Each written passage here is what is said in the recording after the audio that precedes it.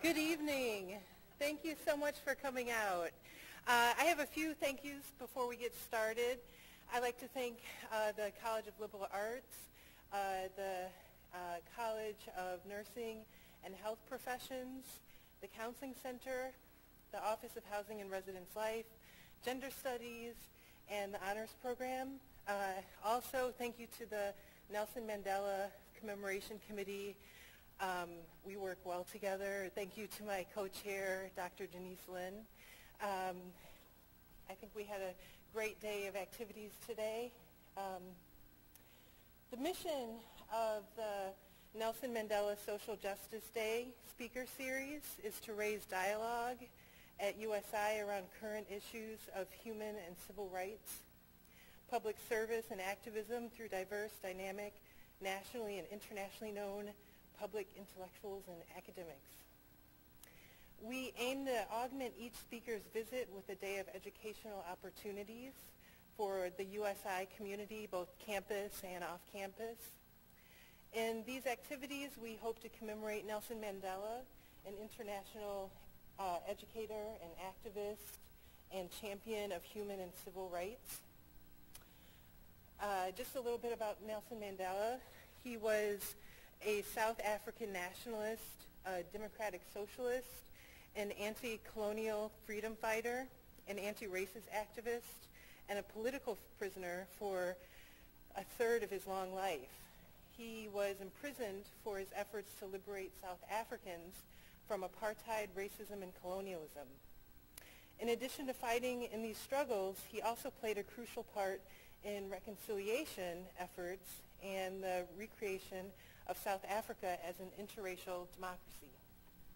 His legacy is inspirational to those who seek a world in which social justice reigns and human rights issues guide our leaders to create a better society. Tonight we have a special treat. We have Ms. Tia Oso. We've been preparing for her visit for the last couple semesters, and I got to spend the day with her, and you're really in for a good talk tonight. A little bit about Ms. Oso. She is a transformational organizer and strategist, a community engagement professional specializing in social change initiatives. She currently serves as Director of Impact at Resolve Impact, an award-winning social action media and creative company that utilizes radical imagination, art, and culture to transform global power, politics, and people. A dynamic and experienced social justice leader, Oso has organized for over 10 years, leading campaigns to mobilize thousands of advocates for various issues in the public interest, including racial justice, public art and arts education, immigrant and refugee rights, prison abolition, voting rights, access and engagement, economic equity and gentrification, equity in the tech industry, human rights, and international solidarity. She captivated the social justice movement and brought hashtag Black Lives Matter to the forefront of 2016 U.S. presidential race when she held the historic hashtag Say Her Name action disrupting the Netroots National Presidential Town Hall and successfully demanded that presidential candidates address structural racism in their policy platforms. With her depth of experience, Ms. Oso is a sought-after thought leader and change maker on issues of social justice, both in the U.S. and internationally. In her previous work with the Black Alliance for Just Immigration, she led African American and Black immigrant communities in developing strategies for progressive wins in racial justice and migrant rights, and also building multiracial coalitions. Her work in immigrant rights opened doors for greater solidarity and strengthening relationships internationally among peoples of African descent in grassroots movements and advocacy through the diaspora. Tia regularly speaks, writes, and appears in radio, television, film, and print media in the U.S., Europe, and the Caribbean, on issues at the intersection of race and migrant rights and the significance of black organizing in progressive movements.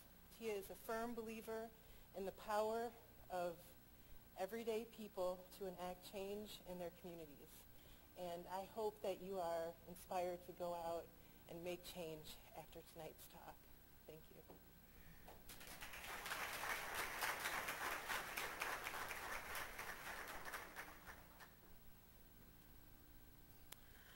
All right. Good evening, everyone. How y'all doing? Good. So when people read your bio, you're like, oh my gosh. I hope they don't think I'm going to talk about all those things. But we can if you want. So it's not too big of a crowd tonight, so I hope that we can be like interactive and have some discussion, and we're definitely going to leave time for questions and answers and things like that. I've been just listening in a little bit on some of what's been percolating on this campus, and I hope that I can have an opportunity to both hear about why y'all wanted to come out tonight and have this discussion, and also be able to motivate and inspire people to be their own change makers. And that's really what I'm here to talk about this evening. I first want to just thank you all for having me, and all of the departments and everybody who made it possible for me to be here today. This is my first time coming to Indiana, and maybe won't be the last. We'll see what happens. We'll see. But I always really relish the opportunity to talk to people, and to the fact that you've dedicated, your evening to come and learn and discuss these issues is really important, because these are the types of opportunities where we're intentional about learning and intentional about raising these issues, that we both grow as individuals and then we also grow in community. So I really want to give my sincere thanks to each and every one of you for being here on tonight. So the topic of my discussion, KS Our Community, is really based on the concept of Dr. Martin Luther King Jr.'s last book, his fourth book, Where Do We Go From Here? And I'll be reading a couple little passages from it, and really using it to talk about how even though this book is from 50 years ago, a lot of what he talked about is still very relevant today. I also want to really highlight how we kind of dismiss and erase his political record and his political views, and I think it's important, if we can be really relevant in talking about what he really stood for and what he really believed beyond, right, including and beyond the I Have a Dream speech. I think it's really important as well. And so it was 50 years ago this year that Dr. Martin Luther King was assassinated, and so I'm hoping that this talk and others along this theme will also help us to be reminded of just how important it is that we continue his work in earnest, right? And that's really looking at shifting from beyond civil rights to human rights, and also building community, building real, actual brotherhood and sisterhood amongst the human family in order to create the society that we want. And so that's what I'm also going to be really touching upon. And I like to start usually with everybody kind of like getting centered together. So if we can all take a deep breath together, that would be great.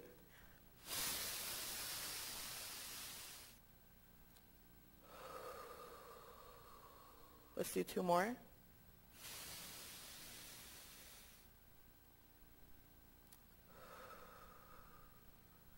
And last one.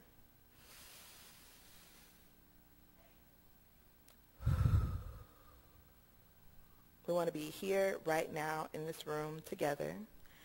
Even if your professor, made you come for extra credit or what have you. It's really important that we, locate ourselves and learn how to be with one another. We have social media and other types of media, right, that can distract us and, the cares of our lives. But it's important when we have the opportunity to be and share space with one another that we be here. And so I like to start off with that. Sometimes we sing, but my voice is a little scratchy today, so I'm not going to sing tonight. So yeah, I first want to just talk about, I'll just share from my, myself and my own perspective, how I became an activist. I was born and raised in Mesa, Arizona. I don't know how many of y'all are familiar. Yay! in a predominantly white area in a historically segregated neighborhood called Washington Escobedo, which at the time when my grandmother and my aunt, her sister, moved there, blacks and Latinos were supposed to live outside of the incorporated area, so they called it Northtown. You can look all this up. I'm not making it up. And so when you moved there, that's where, if you were colored, that's where you got to live. So it wasn't technically in the city limits. And I was raised with this awareness around our history, and a lot of people in my family were like the first. So my grandma was the first black woman allowed to work the polls in our polling district. My aunt, my mom's sister, was the first African-American school teacher in the Mesa Public School District. And so I was raised with this understanding that, racism exists, discrimination exists, and also you don't have to let it define you. You can, if there's something that you want to do or something that you want to achieve, you have every right and you have every ability to make a difference. And so I was taught that when you are faced with racism or you're faced with discrimination, you have the opportunity and the responsibility to fight to make a change. And so that has really grounded and rooted me in my activism that I do today and have done throughout my life, is that if there is a problem, not only am I going to call out the problem, but I'm going to work to address it and work to make a change. And so my very first organizing action that I did was very footloose. I was 11 years old in our community activity center. Me and my friends decided we wanted to have a dance, and the activity director told us that we couldn't have a dance. And we were like, what? Why not? And so I went home and complained to my mom, and she said, well, you all can organize your own dance, and this is how you do it. And so I don't even remember how we did this. Oh my gosh. We wrote a letter to local businesses, and we got Pizza Hut and KFC to donate pizzas. I'm not making this up. And we got the local grocery store to give us $50 worth of sodas. We got one of the other youth leaders who coached the basketball team to get one of the school buses for the day and pick up other kids from other neighborhoods to come to the community center. We got the DJ for the Phoenix Suns to donate his time, and he was the DJ for the dance. And that was my first act of social justice that I organized, was we're going to have a dance at the community center. And all of us as youth did it, 11, 12, 13, 14, 15 years old. And I learned from that age, and from that, looking back on it, really cute, organizing activity, that there isn't anything that we can't do if we work together. And that if I believe in what it is that I want to do, if we believe in the cause together, we can make anything happen, and nobody can stop us just because, the authority figure, in this case, the activity director, who just probably didn't want to plan a dance for rowdy kids, just because an authority figure tells you, no, you can't do that, you probably can, but you have to be willing to find a way, and you have to be willing to work for it. And so, using that example as just a mini example, but I've been able to, with that same type of attitude, learn how to build coalitions, learn how to build alliances, learn how to work together with other people to first understand a problem, and then determine a solution, and then figure out how we're going to work together to address it, to be able to do that in other times in my life. And so working to save public art, working to lift up issues around immigrant rights, working to call attention to issues of police killing in African American and black communities. It's those same principles that have driven me this whole time, is that if I see an injustice and I believe that something needs to be different, it's my duty and it's my responsibility to lift up my voice and to make a difference. And I want to share a couple of words from Dr. Martin Luther King Jr.'s book, Chaos Our Community, about the same choice that we all actually have. So raise your hand right now if you would identify yourself as an activist. Okay, a small handful of people. Raise your hand if you would identify yourself as an organizer. Less people, okay. Raise your hand if you would identify yourself as just, a regular everyday person. And so I want to talk about how it's actually all of our responsibility to be working for change in our communities, and kind of set the stage with some words from Dr. King. We are now faced with the fact that tomorrow is today. We are confronted with the fierce urgency of now. In this unfolding conundrum of life and history, there is such a thing as being too late. Procrastination is still the thief of time, and life often leaves us standing bare, naked, and dejected with a lost opportunity. We still have a choice today: nonviolent coexistence or violent co-annihilation. This may well be mankind's last chance to choose between chaos or community. Now, this is 50 years ago, but how many of us feel like we're in those conditions, like the conditions that he described? How many of us feel like we're experiencing a similar time right now? Yeah. And how many of us feel like we don't know what to do? It's okay to be honest. I sometimes feel like that often. So I just want to give the context, like, where are we right now, right? We can't talk about where we're going to go from here if we don't talk about where we are right now. So where we are right now in the United States of America, right, is like political turmoil and upheaval. And who watches the news? I don't watch it, right? I had to stop watching the news. It got a little too much for me. But if you read the news or you listen to the news every single day, we're faced with another tragedy, right? Be it around like our political process, be it around how our government is treating the most impoverished among us, and we're cutting programs like the SNAP program, right? Food stamps, child health care for impoverished youth, Medicare, Medicaid.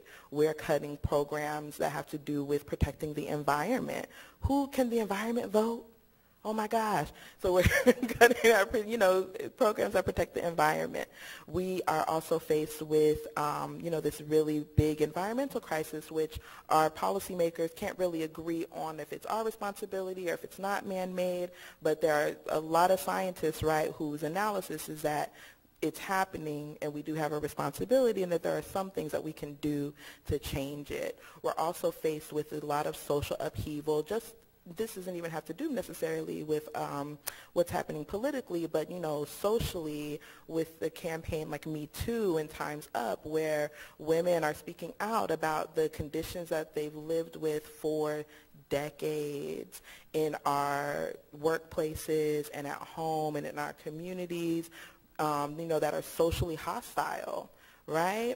We also have a fight right now around people who are gender nonconforming, right, and trans people, and whether or not they have a place in our society. And then we have a larger conversation that we're having about people who feel as though all of these different changes, and, we had a black president, and some people feel like that was enough. All right, black people? You check that off. It's okay. All right? We have a crisis right now around immigration and who gets to be American or who gets to apply to be an American, and whether or not they need to stay here or if they need to go home and then try to come back, and how much does it cost, and they need to get in line. And as somebody who worked at immigrant rights for the last 5 years, I would tell you that there's not really a line, and that's a myth. And really, how are we embodying the values of the United States in our policies and our practices? And then, the movement that I've been most closely associated with, Black Lives Matter movement, calling attention to the structural violence that has been crushing black communities since we got to this land. So first in captivity, and then in legalized segregation, discrimination, and then now in overt structural state-sanctioned violence where, as I call it, you can lose your life for being black, be it at the hands of a police officer, be it at the hands of a vigilante who won't be held accountable, be it as a black mother giving birth in the hospital, or a black child who's being born, can literally be the difference between life or death just because of your race. And this is just, touching on just a little bit of what we got going on, right? And what do we do about it? Some of us protest. Some of us rise up and we organize and we let our voices be heard. And we march in the streets and we shut down highways. And some people participate and some people watch. And they say, oh, you guys are inconveniencing me. Or some people take a knee during the national anthem, and people say, what are you doing? This is disrespectful. I know, you know, some people are being killed, but you sitting down on your knee is disrespectful to me in my life because I just want to watch football, right? And so, you know, this is just, and all of this is just my analysis. I'm not a professor, so you don't have to take any of it. You don't have to take any of it as, you know, codified in law, but I'm here to share my perspective about what it is that I feel like is happening. A lot of what we see that we feel, like how do we feel viscerally? How many of you feel tense? How many of you feel confused? How many of you feel attacked? How many of you are annoyed and wish everybody would just go sit down somewhere? I see your hands, right? It's like, I'm tired of hearing about it. We're experiencing this all together, whether or not you're the one who's out protesting in the street or whether or not you're the one who is being marched on, right, as an elected official. We're all actually collectively going through this time of transition and this paradigm shift. And it's important that we understand that it actually is happening to all of us. And we have the opportunity and we have the choice to make about how it is that we want to go through it. Like Dr. King says, you know, is it going to be a, you know, coalition, right? Are we going to come together? Are we going to have a co-annihilation? And are we going to disrespect one another's humanity to the point where there isn't any democracy left for us? I think that one of the most important things it is for us to understand is that in the United States, and I'm going to contextualize it in the United States because if we start getting global, that's like a 2-hour talk. We only got 1 hour tonight. It's important for us to understand that the things that make America great and the things that make our country so strong and so socially stable and beneficial and wealthy is not necessarily, you know, this is going to challenge some of our ideas, it's not necessarily the fact that America is such a great place and a melting pot in the American dream. A lot of the things that make our democracy what it is because we have such a stable society. And by stable, I mean we have infrastructure, we have roads, we have highways, we have running water, we have electricity, right? Now, these are not things that sound exciting and sexy and patriotic when somebody's talking about what makes America great, but it is. We have a, you know, relatively young democracy that has been able to hold pretty fair elections according to the majority of the population, right? There are not usually, besides the Bernie crew last year, there weren't usually large swaths of our population that are like challenging the election results. And if you go to some other countries, even countries that are considered to be, you know, fairly advanced, you know, it's dangerous to be in the country around election time. Like, you don't know what might happen. In the United States, you know, our election process goes fairly smoothly, and it is fairly, you know, nonviolent, fairly stable. People feel fairly okay about election results. In the last couple of years, last couple of election cycles, right, some of that has been shaken up. Some of that integrity of our election process has been eroded, right, and is questioned. And also a lot of what makes our democracy so stable and so strong is also because we have free speech. And people are able to protest, people are able to petition their government. You don't necessarily usually get met with a violent reprisal or oppression by your government for speaking up and speaking out about issues that are impacting you. Now, having said that, as an activist of Black Lives Matter, I've experienced surveillance from the United States government and government-related agencies during my organizing and during my activism. So even though it says I have the right to, you know, free assembly, I've gotten phone calls questioning me about the protests that I'm organizing. Interesting. I have people who've gotten more than phone calls. I know people in my community who have been followed, people in my community who've been violently arrested. There's a young man in Ferguson, his name is Josh. He is in jail for 15 years for a protest action that he did in Ferguson. So some of the values that we hold dear and some of the ways that our democracy is written to protect our rights are not being meted out evenly to everybody. They're the young people in Florida who experienced the school shooting, and they've decided that they're going to let their voices be heard in the media, right? They're organized a walkout, they're organizing larger school protests, and they're being disparaged in the media by elected officials, right? 14 and 15 years old, and you're being called an actor or an agent, or maybe somebody put them up to this. It is dangerous for us to try to discredit our fellow citizens for standing up and letting their voices be heard, especially those whose lives have been put on the line, right? Because think about whether or not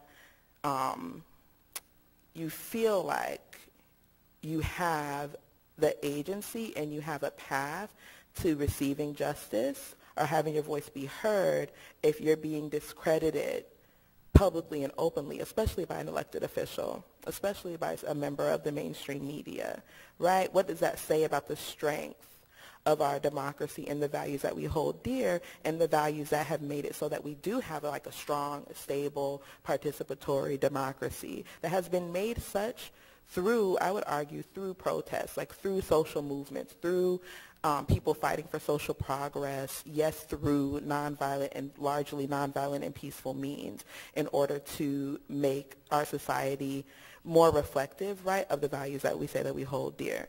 How many of us understand that we have a 40-hour work week because of organizing and protest? It wasn't a 40-hour work week before, okay? If it wasn't for unions, your employer could work you as long as they would like. Right? How many of us understand that, we have child labor laws because of organizing or because of protest? Right. Those are the things that we don't get to understand. And so when we talk about, I'm really concerned about the demonizing of protests and the demonizing of organizing, because it's through protests and through organizing for social change that so many of the things that we hold dear and things that we just understand to be the way that it is, right, and what's right and good is actually through the result of people putting their lives on the line, people organizing, people petitioning the government, through organizations, progressive organizations in particular, fighting for both social change and then policy change.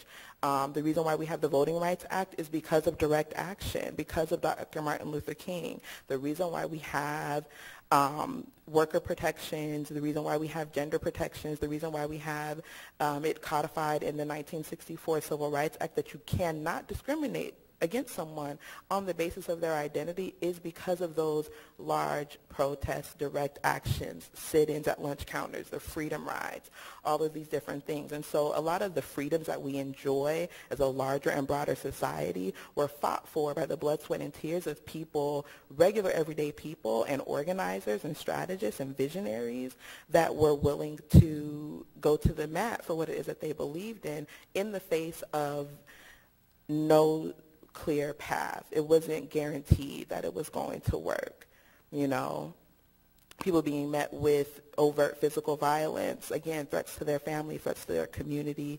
Now we have things like, we're afraid that our funding is going to get cut out of our 501c3s, right, or that our universities are going to be met with, hostility or funding cuts. But, we have people who have put their lives on the line for what it is that they believe in. And so these are the things that I think about when I think about what it takes for us to address the chaos that our community is in now and then turn the tide. And then what does that look like? So what does it look like to turn the tide? We know things are not the best, right? But what can you do about it? I think the first thing that we need to understand is that, number one, we're all in this together. Even if we don't feel like we're all in this together, we're definitely all in this together. And the way that it was been put to me so eloquently by one of my friends who's an indigenous activist and one of the leaders of the No DAPL Water is Life action in North Dakota is that the earth is a closed ecosystem. We can't leave the planet. I know some people are trying to, but we can't leave the planet. And not only can we not leave the planet, but nothing that we do leaves the planet. So our words, our actions, our thoughts, our experiences, our policies all stay here, right? And then the ramifications and the repercussions and the results of the choices that we make stay here. And even if we might not feel the immediate effects today, they are going to be felt, right? And it's only a matter of time. And so it's important for us to see and understand each other as a community, as a human family, as a body, as a system, as an ecosystem amongst one another, and kind of get out of our idea of, silos or me and mine, because actually everything that we do is very much interconnected, and there are consequences to everything it is that we do. And even if we feel like we're making choices, a lot of choices that are made to discriminate against people are actually kind of one population, right, or one demographic trying to protect their territory, as though there is a territory. There's not really a territory, but that's an illusion and a myth that we hold, is that, okay, well, this is for me and mine, and then y'all are over there. And then we put up things like walls, or we put up things like members-only signs, or we put up things like economic barriers to keep people out, but there really isn't an out. We're all still here. And so it's really important for us to begin to shift our thinking. If we can first shift our thinking to understand that we're all connected, then we'll be able to think a little bit differently about the kind of policies and practices that we support. Does that resonate with folks? Y'all hear what I'm saying? And so even for just a second, if you wanted to turn to the person to your right or your left, how many of you are sitting next to people whose name you don't know, or maybe behind or in front of people whose name you don't know? Just like learn somebody's name real quick, right now. It won't hurt.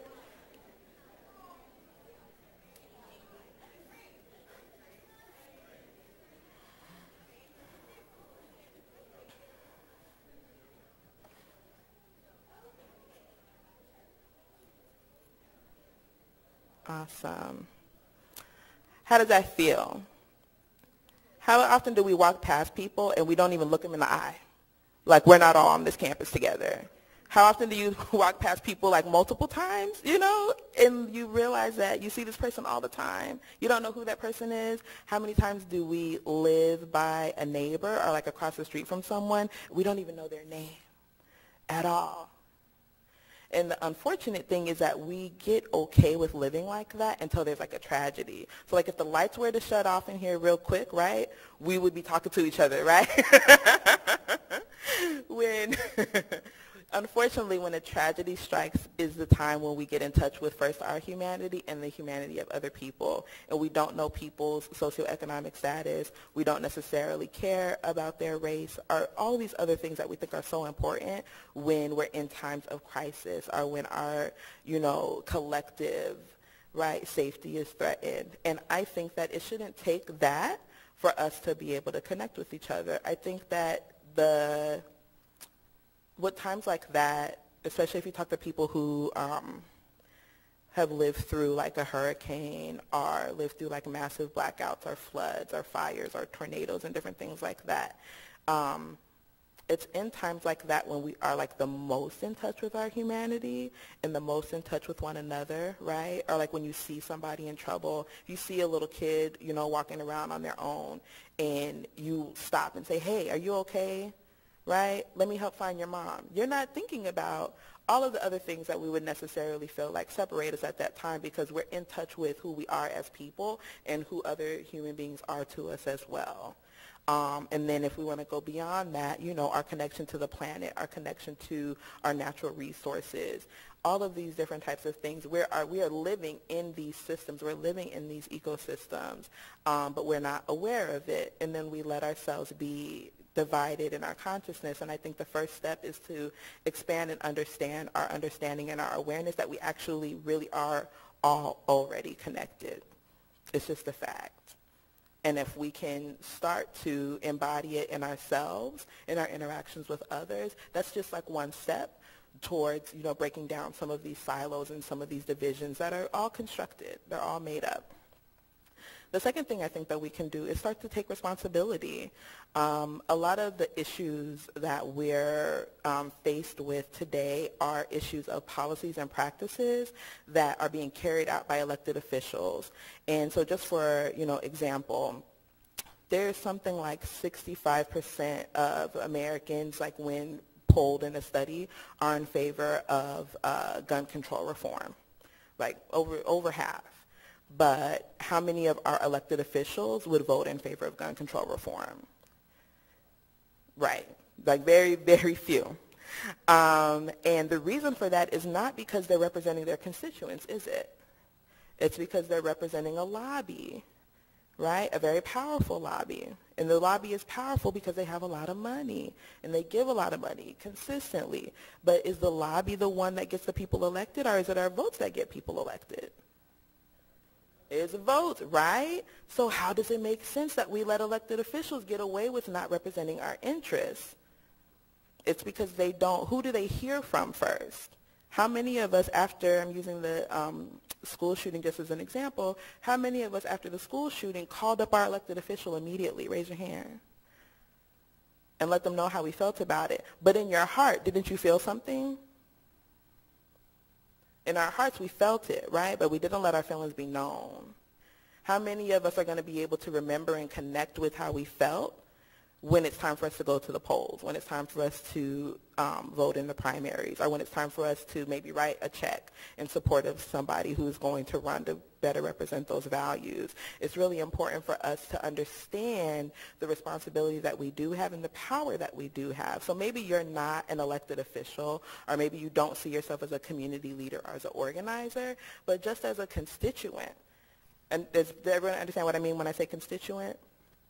Just for those who don't understand. So as a constituent, as somebody who lives in an area, as somebody who goes to a university, as someone who works at a company, you have people who represent you. The leaders of those institutions represent you. And the way that you know that they represent you is because those institutions exist because of your participation. If there weren't any students at the school, would there be a school? No. If there weren't any people in a city, there wouldn't be a city. Right? So even though it may be, you know, your dollars or your presence or your tuition that is keeping it running, it's your participation as a person that actually makes up the institution. So it's actually, again, another kind of, you know, myth that I want to bust, right? So the first myth that I'm busting is, you know, we're all individuals. It's actually, no, we're all in this together. The second myth I want to bust is that, you know, I'm not a leader. I don't have any power. You have the power because these systems exist through our participation. There wouldn't be a talk tonight if there weren't people who were willing to put up their department support, right? And then actually come here and listen to me talk. If it was just me in here, there's not a lecture actually happening. And so understanding like the power of our presence, and the power of your voice, and actually how simple it is for you to make a difference just by speaking up. And it seems, you know, kind of, it seems oversimplified, but it isn't. If you talk to an elected official and you ask them, how often do you hear from somebody? How often do people actually call you? How often do people visit you, right? It's very rare. And so when they do hear from their constituents, or even, you know, the head of your department or the head of your university, or even the CEO of the company that you work for, when they do hear from you, it makes a huge, huge, huge impact.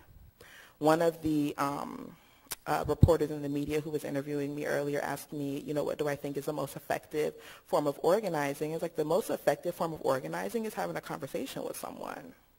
We call it in like, you know, organizing lingo, we call it a one-on-one. Having a conversation with someone is statistically shown to have the biggest impact on whether or not they will make a change, on whether or not they will take action. Just talking to someone makes a huge difference because it makes it real for them. You having a conversation with someone makes the issue real for them, it makes it relevant, and it makes it almost, I think it's something like 10 times more likely that they will actually, when given the opportunity, take action on an issue. And so we have to understand the power of our voice, and it's not just in protests. I know everybody doesn't like the protests. Everybody doesn't want to get in the street. It's cold here. It's fine. But making a phone call, having a conversation, having, you know, people over your house and talking over dinner, all of these different things are valid and relevant forms of actually letting your, you know, representing your values and letting your, the people in your community and the people around you letting it be known. Just like now when I had you to, extend your hand and, meet somebody, connecting with other people, that's the type of thing that builds community. You don't have to wait for somebody else to do it, and you don't have to wait for a tragedy. You can start doing it now. You can embody those principles now. Finally, I want to talk about coalition building. So those are probably, most folks in here, there's some type of an issue that you care about, and you are involved in some type of an institution or organization. So either be it on campus, it could be in your community, you might be a part of a club, you might be a part of a church, you might be a part of a sorority, any number of things, even, the department that you work for. You might, play volleyball, who knows what you do. Those community organizations and institutions working together with others can make a huge, huge impact. And again, it's not about having to be the one or the voice or the one who's responsible for making the whole change, right? It's a small participation in small ways coming together and building coalition that actually makes a difference. And so I'm going to give an example around building a coalition of people who are not all directly impacted by the situation. So right now, I know there's a lot of talk right now about immigration and other different types of immigration statuses besides just citizen or green card holders. So there's a category of people who have something called temporary protected status. Temporary protected status means that you would otherwise be deported, but because of a tragic situation that's out of your control and out of your government, your home government's control, we're going to let you stay in the United States. So it's like a temporary reprieve. There are tens of thousands of people who are here on temporary protected status whose home countries like Haiti, like Honduras cannot receive them, and it would be very dangerous for them to be sent back. And then many of these people work. They have families here. They have U.S. citizen children or other, members of their family who are U.S. citizens, and they're actually very valuable contributing members of our society. And so when the expiration date was coming up for Haitian TPS last year, we put together a coalition of not just Haitian TPS holders, but also other people of color who were immigrants, African Americans, people in the Catholic Church, because there's like a large population of Haitian folks who are also Catholic, and people in human rights organizations, and also the employers of people who have temporary protected status. So who knew that Walt Disney World Resort in Orlando, Florida has like 6,000 Haitian workers who are on temporary protected status. And so we were able to organize all of these different people. So some people who are directly impacted, some people who are just in community with these folks, and then here it is a corporate entity that would be directly impacted by these people being deported, able to come together and say, hey, we would really like for you to call on your elected officials to support an extension of TPS. And we were successful in winning that. And I always use that example because we, a lot of times, think that, okay, if there's an issue that doesn't affect me, I can't speak out on it. That's not true. You can speak out on it or you can fight for it, but you need to fight for it alongside of the people that are being directly impacted.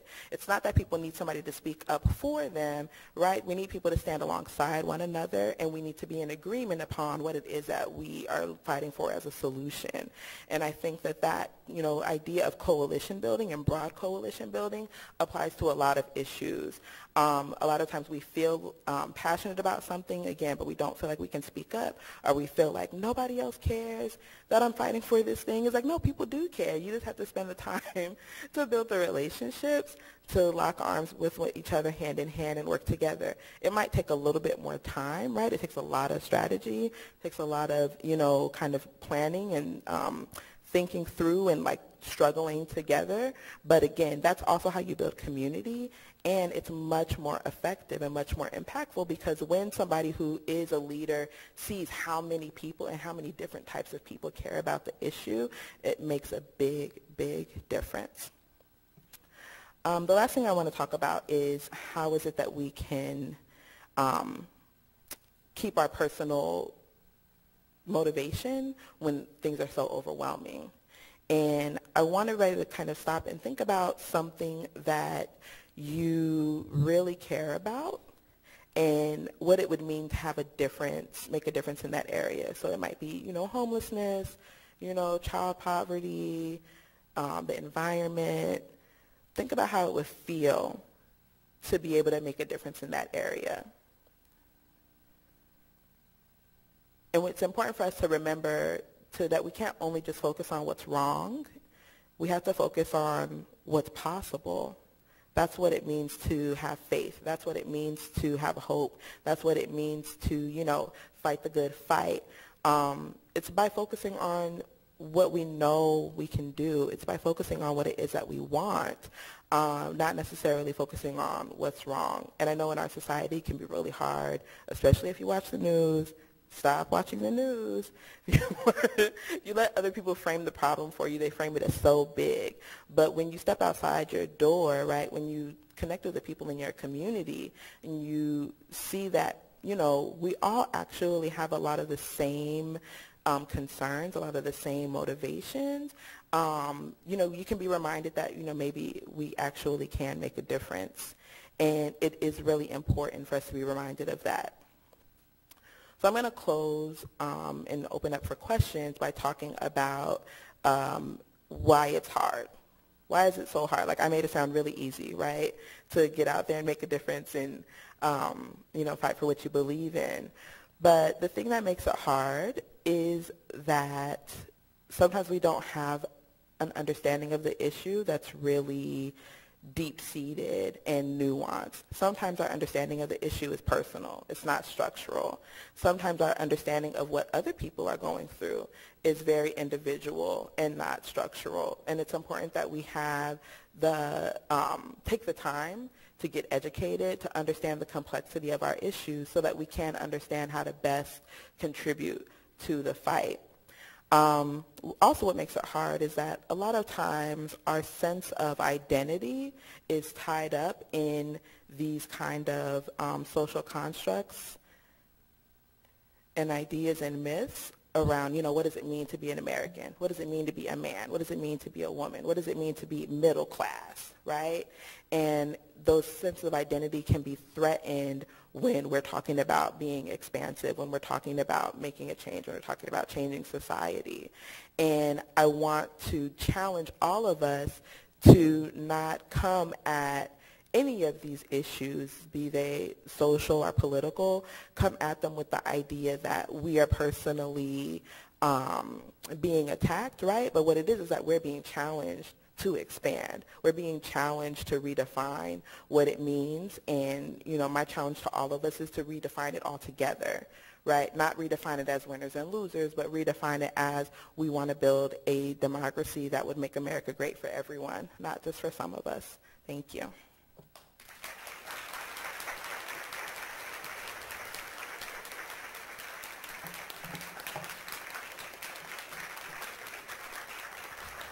Well, thank you.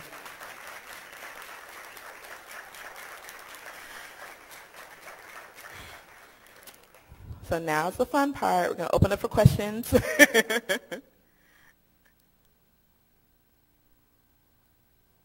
Yes.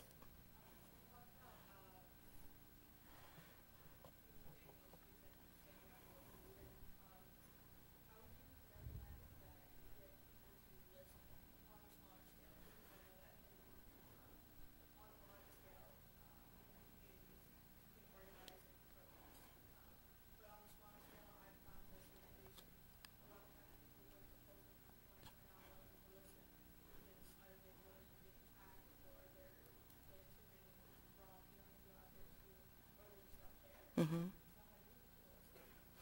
So the way that I get people to listen is, number one, I try to first understand the person that I'm talking to. I think, especially when we feel really passionate about an issue, we want to be heard, right?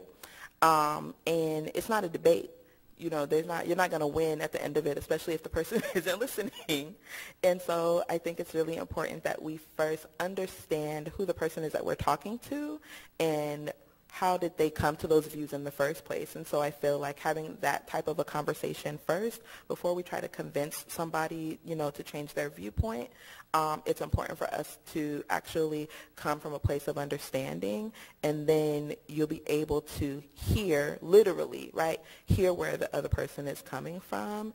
And then I also think it's important to voice that, right? So voice and be affirming around, like, I hear where you're coming from. You know, I understand that this may be, you know, what you've learned or your experience, but I would like for you to consider, right?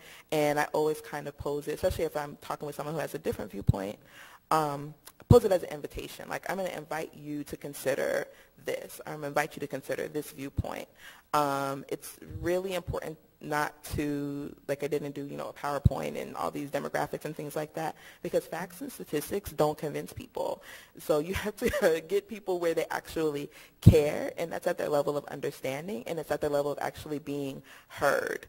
And that's also why, just even when I give talks like this, I try to get people to think about themselves, think about what's important to them, and really be able to locate it in their everyday lives, because big, complex ideas and statistics and gloom and doom, like, that is not convincing to people. It's actually a big downer. It's a big turnoff. And nobody wants to sit and hear that, right? Especially if they're feeling, like you said, feeling attacked and things. So I feel like the most important thing is to first connect, and also to be coming from a place of understanding, and also not to be in a place of judgment, because we don't know, right, what it actually would mean for that person to change their mind. Or a lot of times our values and our sense of identity is very deep-seated, and so getting somebody to change their mind on an issue, it could be really actually a deep trauma for them to think that everything that I thought has been a lie. Everything I've been taught, you know, is a lie. Or, you know, my family is racist. You know what I mean? Like, that's not a fun feeling, and people aren't necessarily going to invite that type of consciousness raising, and especially if they feel like you don't care in the first place. More questions? Yes.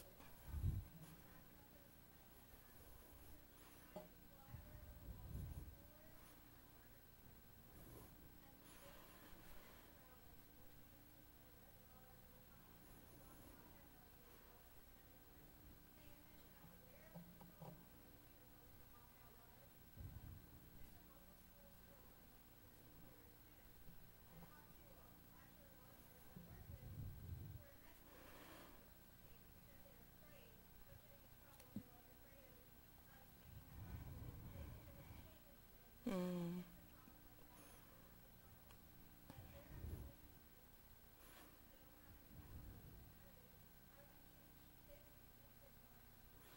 A lot of times when I'm working with high schoolers in particular, like using my, you know, personal flash dance example, is you have to walk them through the steps of, like, what it means to, you know, participate in, like, organizing, because they don't know any different, right?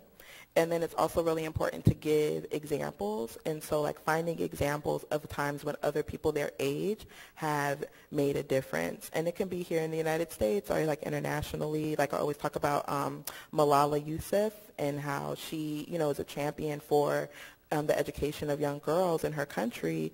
And that one might be a little bit challenging because they're like, oh my gosh, what if something like that would happen to me? But, you know, just showing and giving them examples of times when other people their age have done that. There's a really great series called Eyes on the Prize. It's on YouTube. And if you look up the Children's March, there was a time during the organizing in Alabama where Dr. Martin Luther King organized high school students and junior high school students in like a massive school walkout when most of the adults who had agreed to participate in protest in the town got locked up, and the rest of the people were like, I can't do this, and so they organized the kids. And there are a lot of really great examples like that where, you know, youth have powerfully held their voice. It's important to also see if there are opportunities for them to connect directly with the other youth who are organizing in other cities. And so I don't know if they're using, you know, social media, or if there's an opportunity to put together like a conference call, things like that. Connecting with other youth organizers is also a really powerful way to do that as well. You're welcome. Yep.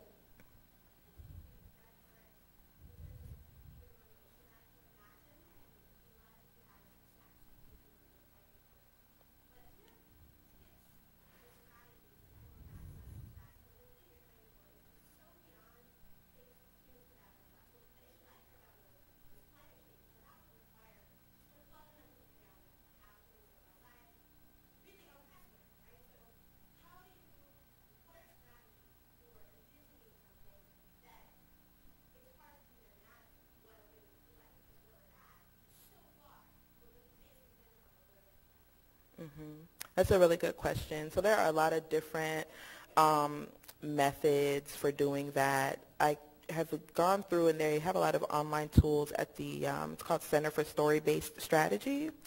So Center for Story-Based Strategy, there's another one, oh my gosh, what is it called?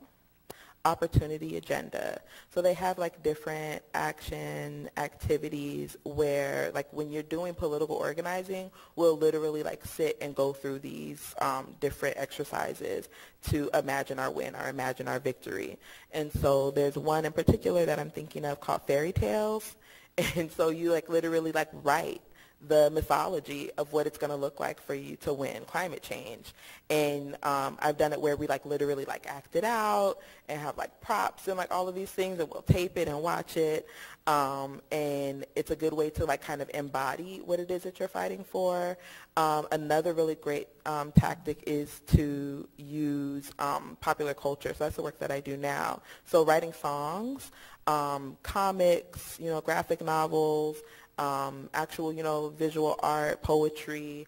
So using the arts again to embody and like capture your imagination. You have to get into your creative mind in order to take yourself there, because it is really hard, right?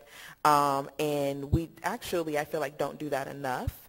And it can be some of the reason why we feel so overwhelmed and why it is so hard, because we can't imagine it being different, and then also as a society it feels like so intangible, right, and so just not real to us. And I would even say that a great action like that would be to create like experiential action where it's a sustainable house, right? And so you set up like a playhouse, but it like looks like sustainable living.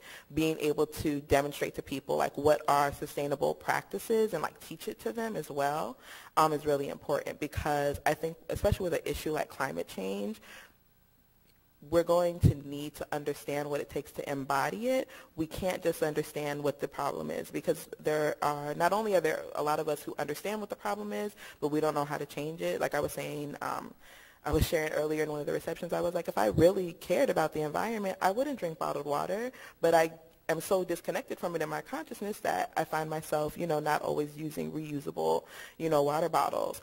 But there are opportunities to do even like small incremental changes like that, right, where there are campaigns where people have around like water bottles or around not driving certain days of the week, things like that. So I would say first, figure out how to get into your creative mind and that creative energy for yourself or with the people that you're organizing with. And then how do you then turn that into an action? How do you then turn that into something that people can participate in? Or how do you turn that into a campaign idea? So taking something that is a small incremental action that people can participate in and using that as like an entryway. I think that we could have a whole other talk about climate change. I remember growing up that there used to be a lot of different, I will call it now propaganda, like cartoons and like popular television shows aimed at me as a child that talked about recycling. So to this day, I am like adamant about recycling. So does anybody remember like Nick News? Yep, on Nickelodeon. Yes, Linda Ellerby. What happened to Nick News? There were also like specials. Oh my gosh, what is it called? If I can remember, there was like a special on HBO about like recycling. And I remember and had like specific examples like, tell your mom not to buy this kind of pancake mix. Like literally because the packaging was wasteful. I feel like we have to have education like that. Captain Planet, what happened to the cartoon? There are all kinds of cartoons about, sewage and recycling and how it's bad, all of these things. And so that's why our whole generation is indoctrinated about it, right?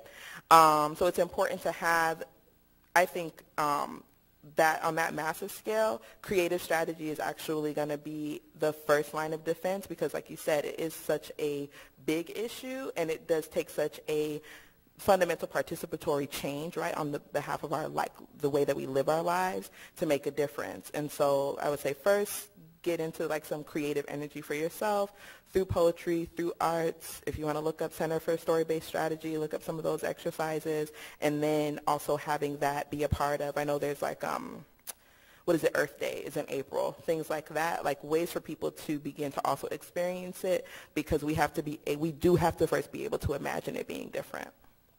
So I hope that's helpful. Right here.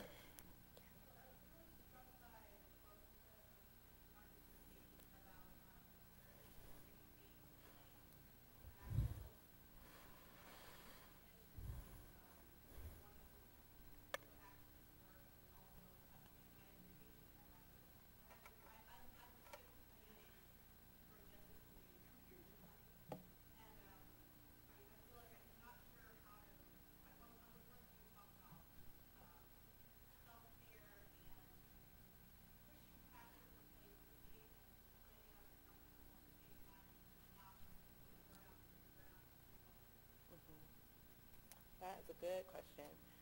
And then after this, if you have a question, please come to the mic. They're telling me to. Can't hear.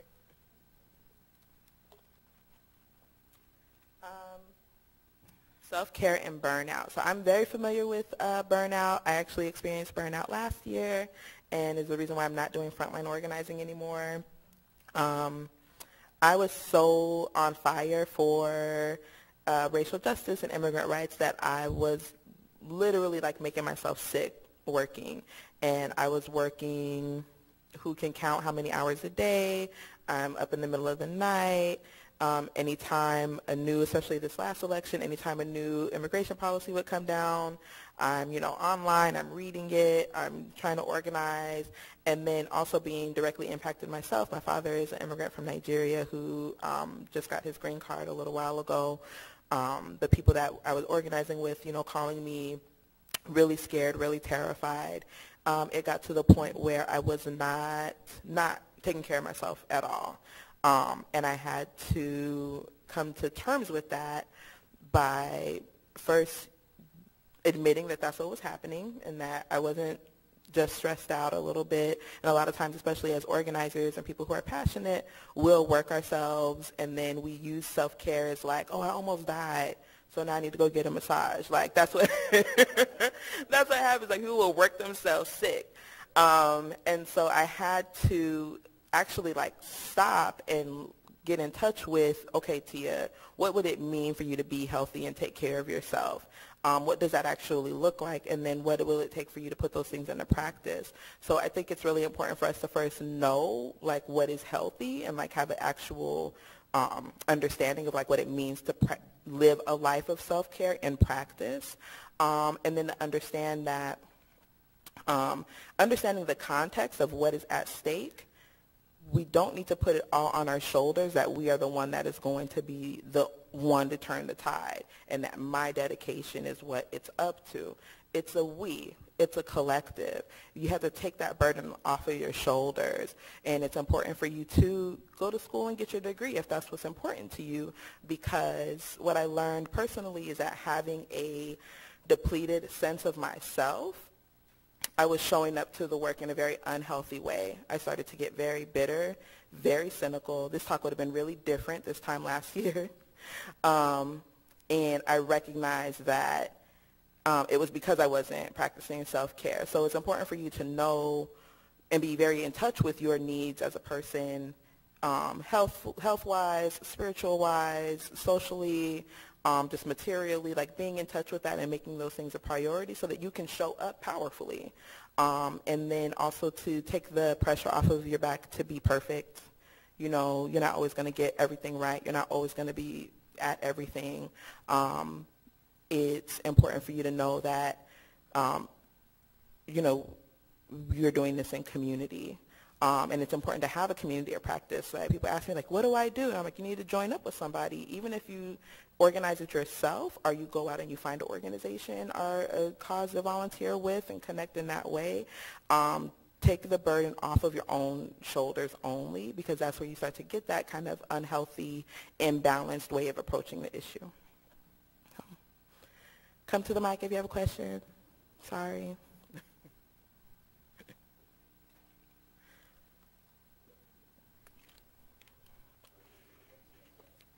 Is it on?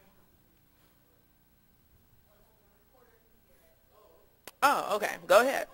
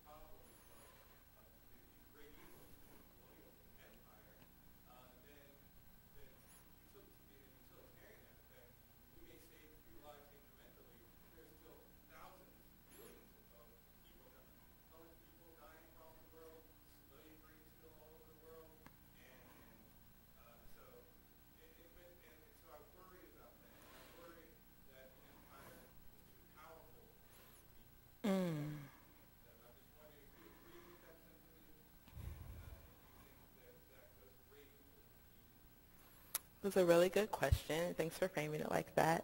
I don't think that the empire is too powerful to defeat, only because our way of life is not sustainable. So the things that he talked about around militarism and capitalism, we're seeing that now where we're in a perpetual state of war, right? We're seeing that now where like the gap between people who have, immense wealth and people who are not wealthy is getting wider and wider. And we're seeing, I think, especially under the previous administration and this administration, we're seeing how that is threatening the stability of our democracy. So I don't think that, it's too powerful to take down. I think that it's going to take itself down. It is taking itself down is what's happening. Now, the question is, do we want to participate in that takedown, and are we participating in it by not addressing these issues? Are we participating in rampant inequality and, like the decimation of the social safety net? Because that's capitalism. Like, that's what that is. It's saying if you don't have the means to provide for yourself, even if you're the most vulnerable people in this society, oh, well, for you, right? And we're seeing that right now with even like the structural adjustment and like the lack of aid to like the Puerto Rico and U.S. Virgin Islands. So I think that the question is, what are we prepared to do about it? And do we understand capitalism as a problem? Do we understand empire and militarism as a problem? And that is why I do think that there's a place for incrementalism, because we have to be able to have an understanding of what's going on systemically before we can address the issues. We can't just say, down with the empire, because people understand that right now to be like, down with me.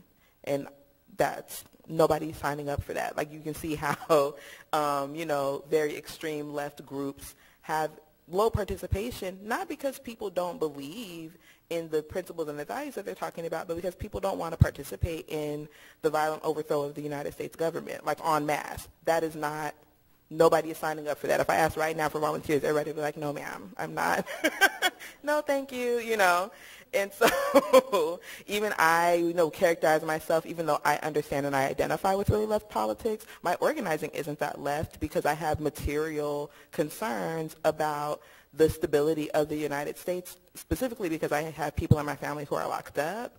I have, my brother is on dialysis. Like, I have a vested interest in us having a stable democracy. Some people are like, no, down with all of it. It's a spectrum. And so I think that it's important for us to push in the crime of, like, liberalism right now, is that people see participation in things like feeding the homeless as, like, a solution to the problem, as though the problem is people being homeless and not capitalism and inequality. So I think that for those of us who hold these kind of very left political ideals, it is our job for people to understand the system better so that they can then identify with wanting the transformation and not the incremental change. Does that make sense? So that's how I feel about it. If people can, because I don't think that people don't hold the values. I think that people have a vested interest in stability. And in countries where, that's why I talk about, America has a great opportunity to stay great and be greater because of the stability of our nation. Other nations that are undergoing, like, revolution and political, coups and takeovers right now are because they didn't meet the needs of their constituency enough to keep them having a vested interest in the continuation of the government. That's why you see Burkina Faso. That's why you see what's happening in South Africa. They're like, we've had enough. And, the water isn't running, the electricity isn't on, I can't get a job, so you can go, right?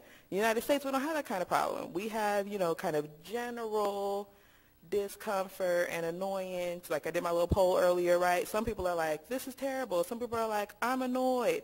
Like, we have, we have a general idea that things need to change, but mostly a vested interest in things being good, right? And people want to be in the middle.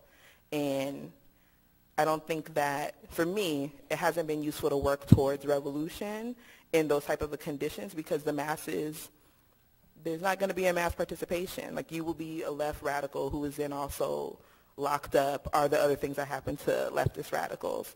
until people really understand better what the actual problems are. If you haven't framed the problem for most of society, you just are, you're just over here on your own being radical. And, good for you. And people don't, that's not organizing. To me, that's not organizing. So, good question. Good question.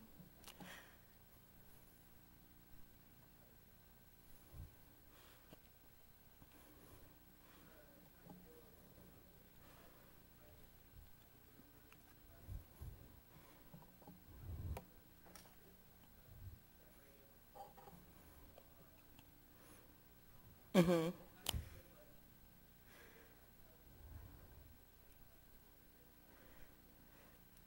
Infighting. So I always get this question. I think it's so interesting. I think that for progressive groups and left groups, we want to get along so badly that we want to get along badly, and we also want everybody to agree, and those things don't happen.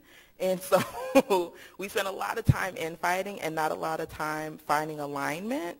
And so I have found that the best thing to do is to find alignment, and if there is an alignment, to be okay with letting it go. Like, we don't have to be in relationship to each other. And that's what we talked about earlier, is like there's a difference between being in struggle together, to being in community together, to being actually like in solidarity with each other.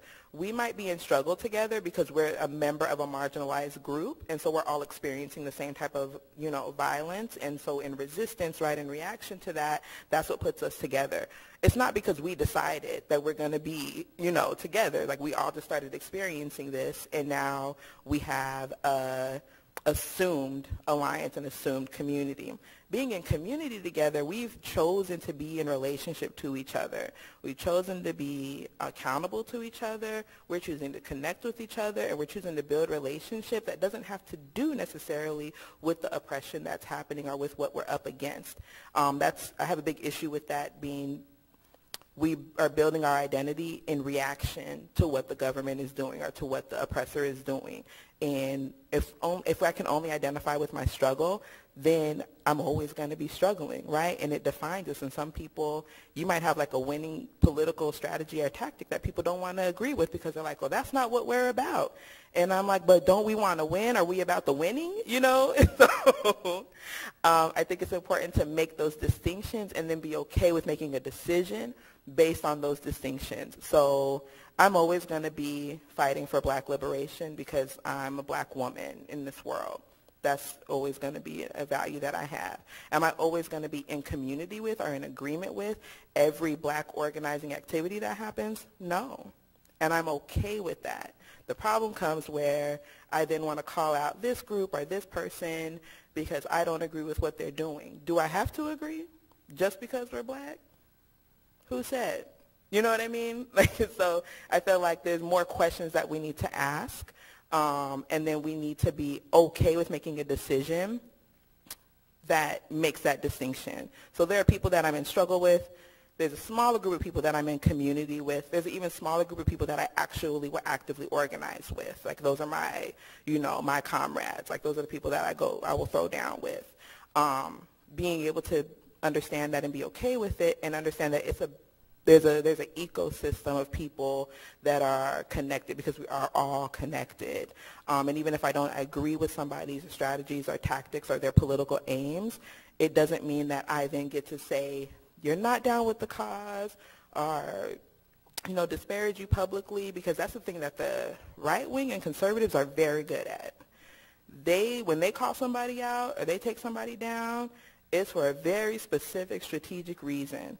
But they could have like the most extreme difference of opinion with somebody, even a difference of politics with somebody who's in their group.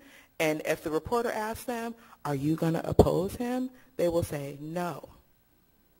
I support my president. I support my party. I support the Speaker of the House or whoever it is. Even if you can tell that they don't like each other. Even if you can tell that they're, even if you have it on tape. You said that he wasn't worth a damn. And they'll say, I don't remember that tape. Okay? This is the page that we're on. I think on the left we need to be able to make those distinctions in our relationships to each other, and then be okay with not agreeing all the time and not necessarily working together all the time, and then not taking each other down because of a political distinction, because we just might not hold the same politics. Can it be okay? Like, can we be okay with that? So, yeah.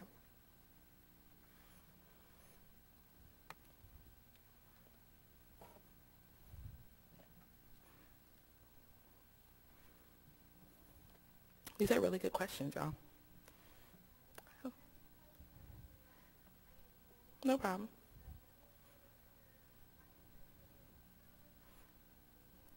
Oh, yeah. So if you go to revolveimpact.com, you'll get to see the work that I'm doing now. And we have two major projects. And so the work that I'm doing now is around using arts to further activism. And so working with artists and influencers and athletes to use their platform and use their causes, use their platform to advance different social causes. So one that you can check out is Athletes for Impact. Athletes for Impact is an initiative where we're working with professional athletes and Olympians and collegiate athletes to use their profiles and use their platforms to advance causes, to support one another, to support other activist athletes, and then to encourage civic engagement. You know, athletes hold like a really special place in our society, and people really trust, right, and love them and admire them and follow them, and so they're really powerful voices for change. And so I'm supporting them in using their platforms for good, and the work that I do is specifically around doing political education with them so that they can understand issues better, and then helping them to develop their campaigns on the different issues that they care about. Another one you can check out is Schools Not Prisons, hashtag Schools Not Prisons. I think the website is notprisons.com or something like that. You have to Google it first, I think. And so Schools Not Prisons is a youth-focused initiative to help youth understand that they can use their voice either as constituents or as voters through civic engagement to influence elected officials to invest in education and invest in community initiatives and divest from like the prison industrial complex. And so we do things like really cool concerts and activations, and we give out swag that says Schools Not Prisons. People love the swag, like T-shirts and buttons. You can't buy it anywhere, and so that makes people really, really want it. Like, oh my gosh, I need a T-shirt. And so we're getting ready to do a couple of really great big concerts this year. And then we also, not just the concerts, but then we'll take the artists to learn about the issues. So the most recent one we did was with the artist Miguel. We had him visit a detention center. We did a kind of a roundtable with community members and people who were formerly detained. And then we did a press conference, so for him to really be able to understand what's going on in immigrant prisons and with people who are immigrant detainees. And then we did a concert, a free concert. The shows are also always usually free. Did a free concert with him. It was freezing cold. Everybody stayed out there. They love Miguel so much. Oh, my gosh. And he actually used the footage from that show in one of his music videos. So the song is called Now, has over 1 million views on YouTube. And so that's the work that I'm doing now, is like helping artists and creatives and influencers to use their platforms, because I really love the work that I do. I love organizing. I love working for change. And I also noticed that just like using the Miguel video as an example, I have been working for immigrant rights for a long time, and I don't know if I've hit 1 million people like over the 6 years, but that Miguel video, it got 1 million views. And the only thing I even had to do for that concert was like I was the MC. And so I see how powerful like arts and culture is on like really capturing people's attention on different issues. And so that's what I'm doing now. Thanks. I think we have time for maybe one more.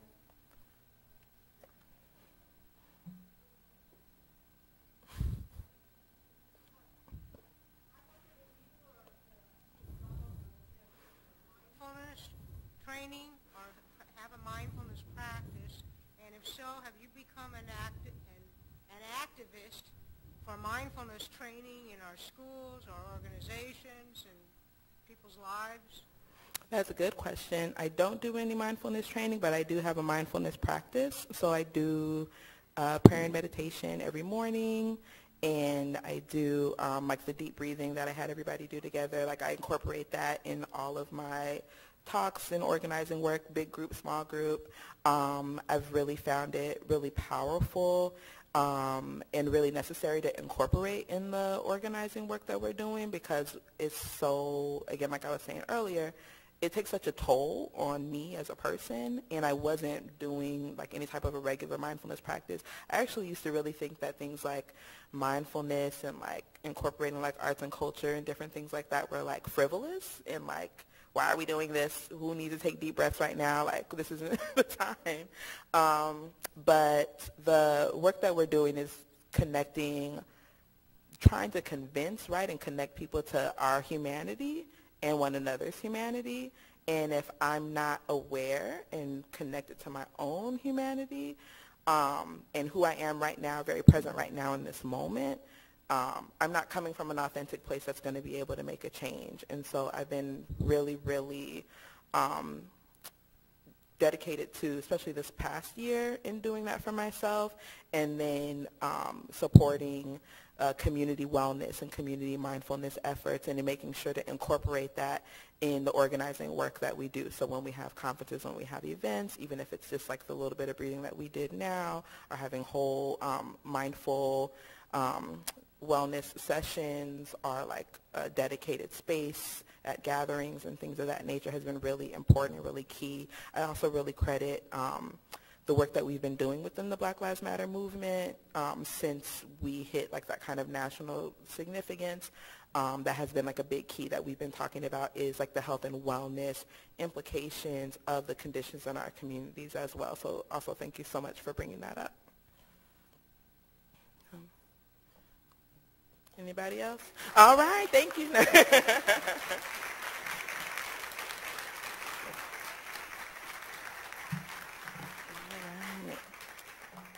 Thank you all so much.